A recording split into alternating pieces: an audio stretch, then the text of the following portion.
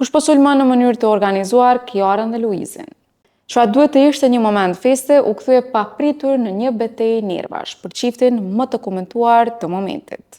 Dje, Luizi dhe Kiara publikuan trailerin e parë të filmit të tyre të përbashkët, i cili pritet të mbush kinemat në shkurt të vitit 2026. Për shkëlqimi i këtij njoftimi u tentua të zbehej nga një lum i papritur komentesh negative.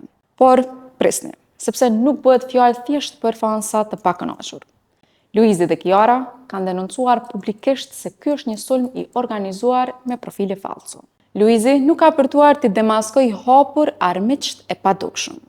Ai ka publikuar një screenshot të një platforme që shet komente, duke shpjeguar mekanizmin e pesit. Dikush po paguan palë të treta për të gjeneruar trafik artificial dhe urrejtje në profilet e tyre. Qëllimi, sipas Luizit, është manipulimi i opinionit publik dhe presioni psikologjik. Me stilin e tij direkt, ai e mbylli reagimin me një frazë epike për ata që fshihen pas këtij sulmi. Shkurt muhabeti, jeni zhul.